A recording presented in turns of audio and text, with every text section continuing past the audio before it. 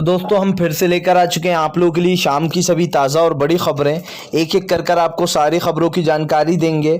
आज देश दुनिया में क्या कुछ हो रहा है। दरअसल दोस्तों सबसे पहली जो बिग ब्रेकिंग निकल कर आ रही है, आपको बता दोस्तों किसान नेता राकेश टिकैत का बड़ा ऐलान। बोले 9 जुलाई को, जी हाँ 9 जुलाई को ट्रैक्टर रैली निकालकर सरकार की अकड़ को ठिकाने लगाएंगे। इसके बारे में आपको विस्तार से बताएंगे। वहीं पर दोस्तों अगली बिग ब्रेकिंग में हम आपको बताएंगे राहुल गांधी का मोदी सरकार पर बड़ा हमला। बोले प्रधानमंत्री नरेंद्र मोदी इतने क्यों डरते हैं जांचों से। जी हां, कोई भी घोटाले की जांच आती है तो आखिर मना क्यों कर देते हैं, इसके बारे में भी आपको विस्तार से बताएंगे। वहीं पर दोस्तों पुष्कर सिंह धामी भले ही दोस्तों उत्तराखंड के नए सीएम बन गए, लेकिन उनका विवादित ट्वीट जो दोस्तों वो अब वायरल हो रहा है, जिसके बाद बीजेपी पर लोग थू थू कर रहे हैं। इसके बारे में भी आपको विस्तार से बताएंगे। वहीं पर दोस्तों अगली बिग ब्रेकिंग में हम आपको बताएंगे कांग्रेस का बड़ा ऐलान। बोले फिलहाल यूपी में अकेले अपने दम पर चुनाव लड़ेगी। जी हां कांग्रेस, आपको बता दोस्तों प्रियंका गांधी एक्टिव हो गई यूपी को लेकर, इसके बारे में आपको विस्तार से बताएंगे। वहीं पर अगली बिग ब्रेकिंग में हम आपको बताएंगे दोस्तों, जी हां दरअसल दोस्तों आप लोगों को अब राफेल मामले में मोदी सरकार के ऊपर बड़ी कार्रवाई की तैयारी चल रही है। बताया जा रहा है दोस्तों जांच शुरू हो गई है जी हां फ्रांस में, इसके बारे में बताएंगे इसके क्या मायने हैं। वहीं पर दोस्तों अगली बिग ब्रेकिंग में हम आपको बताएंगे दोस्तों आरएसएस प्रमुख मोहन भागवत के बदले सुर। जी हां, बोले फिलहाल हिंदू मुसलमान अलग अलग नहीं एक है। जी हां, सभी का डीएनए एक है और सभी हिंदुस्तानी। सोचिए दोस्तों अगर इतनी समझदारी वाली बात पहले की होती तो क्या जाता इनका। अब भाई वोट जो लेना है, अब चुनाव जो आ गए, ये अच्छे से जानते हैं कि यूपी में दोस्तों मुसलमानों की संख्या सबसे ज्यादा है। इसके बारे में भी आपको विस्तार से बताएंगे। वहीं पर दोस्तों अगली बिग ब्रेकिंग में हम आपको बताएंगे दोस्तों असदुद्दीन ओवैसी का गोदी मीडिया और भारतीय जनता पार्टी पर बड़ा हमला। बोले हमें बदनाम करने की कोशिश कर रही है बीजेपी। जी हां, हमें बदनाम करने की कोशिश की जा रही। कभी कहा जा रहा कि हमारे प्रत्याशियों ने बीजेपी को वोट डाल दिया, तो कभी लोग हमें वोट कटवा के नाम से बदनाम कर रहे हैं। इसके बारे में भी दोस्तों आपको विस्तार से बताएंगे। वहीं पर दोस्तों अगली बिग ब्रेकिंग में हम आपको बताएंगे दोस्तों 19 जुलाई से शुरू होगी संसद सत्र। जी हां, किसानों ने दोस्तों कर लिया ऐलान कि फिलहाल संसद में ही घेरा जाएगा भी सरकार को, इसके बारे में भी आपको विस्तार से बताएंगे। वहीं पर दोस्तों अगली बिग ब्रेकिंग में हम आपको बताएंगे, जी हां दरअसल दोस्तों आप लोग बता दें अब किसान जो है वो 22 जुलाई के दिन दोस्तों संसद का घेराव करने जा रहा है। किसानों ने कहा 22 जुलाई के दिन के बाद से बस संसद के बाहर ही जो यहाँ पर धरना प्रदर्शन होंगे। लेकिन दोस्तों क्या संसद तक पहुंचने दिया जाएगा किसानों को, इसके बारे में भी आपको विस्तार से बताएंगे।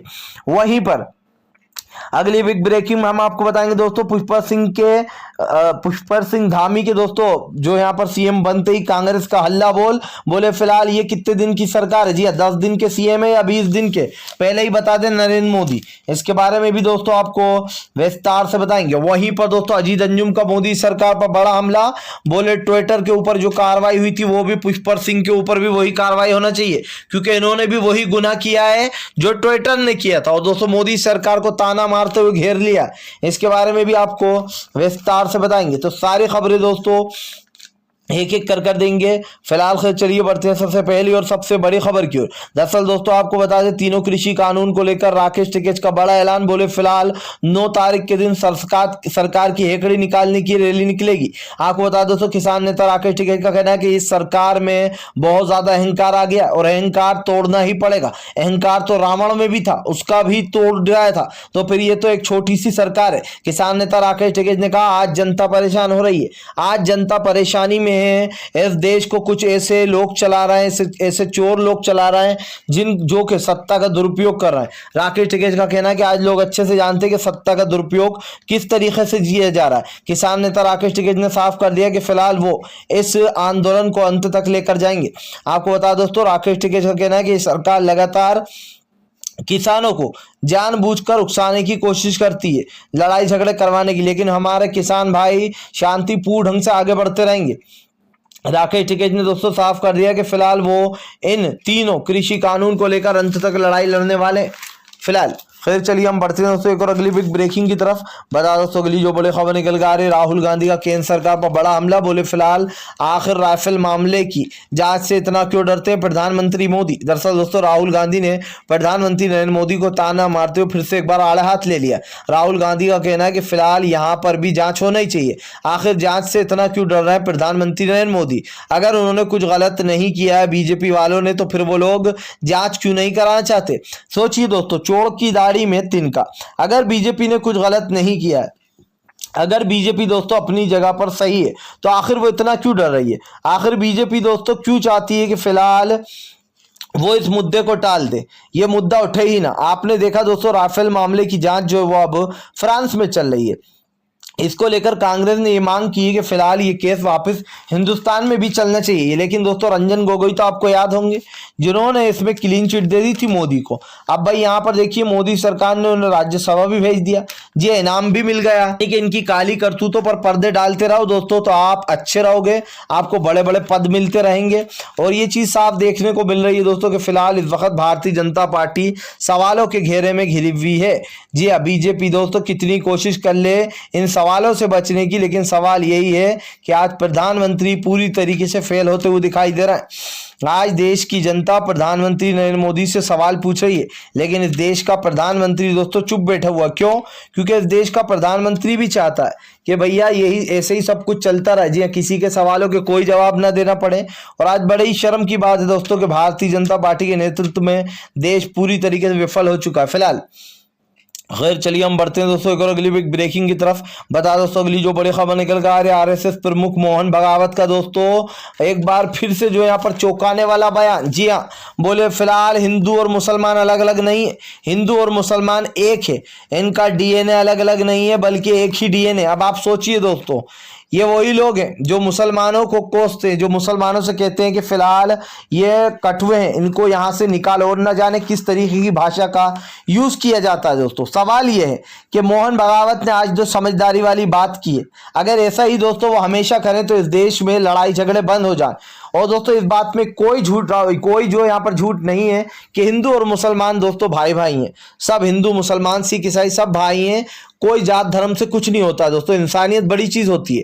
लेकिन ये वही मोहन भागवत है दोस्तों आरएसएस का प्रमुख, जो कि हिंदुत्व को बढ़ावा देकर दोस्तों मुसलमानों पर अत्याचार करते। जी है, ये वही चड्डाधारी लोग हैं दोस्तों जो मुसलमानों के खिलाफ आए दिन विवादित बयान देते हैं। अब आप सोचिए कि एक इंसान ऐसा बयान दे रहा है कि फिलहाल हिंदू और मुसलमान अलग अलग नहीं है।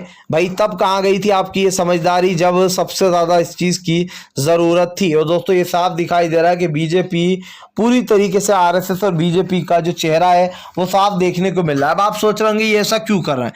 दरअसल दोस्तों आपको एक चीज पता होगी कि अगर यूपी में मुसलमान एकजुट होकर किसी भी पार्टी को वोट दे दे तो उसकी जीत निश्चित है, क्योंकि दोस्तों यूपी एक ऐसी जगह है जहां पर मुसलमानों की संख्या जो है वो सबसे ज्यादा है। वहां पर मुसलमान लोगों की संख्या जो है दोस्तों यूपी में वो सबसे ज्यादा है, उत्तर प्रदेश में। और यही कारण है जो मोहन भागवत के सुर बदल गए हैं कि फिलहाल कहीं भी जो मुस्लिम है उनका वोट बट ना जाए। अब आप सोचिए दोस्तों मुसलमानों को अपने वोट का बहुत ही सोच समझ कर इस्तेमाल करना चाहिए और एक ऐसी पार्टी को वोट देना चाहिए दोस्तों जो कि बीजेपी को हरा दे। दोस्तों जिस दिन हिंदू और मुसलमान भाई एक होगा ना उस दिन बीजेपी का अंत तय हो जाएगा, क्योंकि बीजेपी बस एक हद तक ही घपले कर पाती है दोस्तों। और जब बीजेपी को वोट ही नहीं मिलेंगे तो आप समझ सकते हैं कि बीजेपी की कितनी करारी हार होगी। और उसके बाद भारतीय जनता पार्टी को मिलेगा दोस्तों ठन ठन गोपाल। फिलहाल खैर चलिए हम बढ़ते हैं दोस्तों एक और अगली बिग ब्रेकिंग की तरफ। बता दोस्तों अगली जो बड़ी खबर निकल कर आ रही है आपको बता दोस्तों उत्तराखंड की सरकार पर बरसे कांग्रेस का हमला। जी हाँ, बोले फिलहाल ये कितने दिन के सीएम है बता दे प्रधानमंत्री नरेंद्र मोदी। दरअसल दोस्तों आप लोग बता दें उत्तराखंड में तीसरे सीएम बने पुष्कर सिंह धामी। और सबसे चौंकाने वाली और मजे की बात यह दोस्तों कि ये सीएम बनते ही दोस्तों विवादों में आ गए। लोगों का कहना है कि फिलहाल आपको इनको जो यहाँ पर सीएम नहीं बल्कि विदेश मंत्री बनाना चाहिए था। जी हाँ, जिस तरीके से इन्होंने दोस्तों दुर्गा जी को लेकर एक अपमानित ट्वीट किया था, उस ट्वीट को लेकर ये फंस गए। आपको बता दें दोस्तों इनका ट्वीट काफी तेजी से वायरल हो रहा है, जिसके बाद लोगों ने जो यहाँ पर पुष्कर सिंह धामी को घेर लिया। उनका कहना है कि फिलहाल जैसे सीएम बनाना सही नहीं। और पार्टी के कई लोगों ने दोस्तों पुष्कर सिंह धामी के खिलाफ ही मोर्चा खोल दिया। बताया जा रहा है दोस्तों उत्तराखंड में बीजेपी की सरकार बहुत जल्दी गिर जाएगी, क्योंकि इनके पास दोस्तों कोई तत्व नहीं है, मजबूत सरकार है नहीं। और ये साफ दिखाई दे रहा है कि फिलहाल बीजेपी की दोस्तों उल्टी गिनती शुरू हो चुकी है। बीजेपी कितनी कोशिश कर ले दोस्तों जगह जगह पर इनका जो यहाँ पर सफाया हो रहा है। और इस बात को झुटलाया भी नहीं जा सकता कि बीजेपी का अंत दोस्तों तय है। आप खुद देखिए दोस्तों एक ऐसी सरकार जो हर गलत चीज को सपोर्ट कर सही बताती है। 3 महीने में दोस्तों 2 महीने में 3 सीएम बदल चुके हैं। अब कांग्रेस का सीधा सवाल है कि भैया इनको कब बदला जाएगा, कब तक सरकार गिरेगी। फिलहाल खैर चलिए हम बढ़ते हैं दोस्तों एक और अगली बिग ब्रेकिंग की तरफ। बता दोस्तों अगली जो बड़ी खबर निकल कर आ रही है आपको बता दें, ममता बनर्जी एक बार फिर से भड़की, लगाई मोदी सरकार की क्लास। बोले फिलहाल देश में कोरोना के केस बढ़ते रहे, लेकिन जब कोरोना सबसे ज्यादा था तब प्रधानमंत्री ने 8 चरणों में चुनाव कराए। अब हम पिछले 1 महीने से बोल रहे हैं कि फिलहाल चुनाव करा दिए जाए। जी हाँ, बंगाल में सब कुछ सही है, लेकिन प्रधानमंत्री जानबूझकर चुनाव नहीं करा रहे हैं ताकि वहां का सीएम बदला जाए। दरअसल दोस्तों आपको बता दें, ममता बनर्जी के खिलाफ प्रधानमंत्री नरेंद्र मोदी चाल चल रहा है, क्योंकि ये आप भी जानते हैं दोस्तों, अगर 3 महीने के अंदर चुनाव नहीं किए तो ममता बनर्जी को सीएम के पद से इस्तीफा देना पड़ सकता है।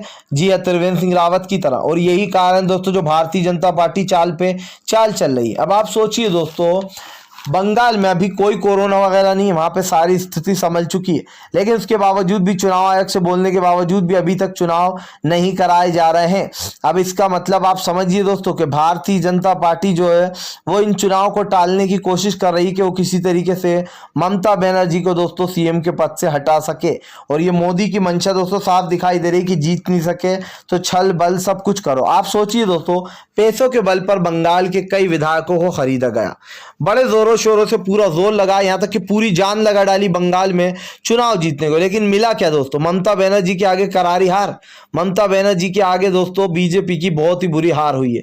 और इस बात को झुटलाया नहीं जा सकता है कि ममता बनर्जी एक बहुत ही स्ट्रॉन्ग पर्सन है। लेकिन सवाल यह है दोस्तों कि प्रधानमंत्री नरेंद्र मोदी अब ममता बनर्जी की सरकार के साथ इस तरीके के छल फरेब कर रहे हैं फिलहाल। खैर चलिए हम बढ़ते हैं दोस्तों एक और अगली बिग ब्रेकिंग की तरफ।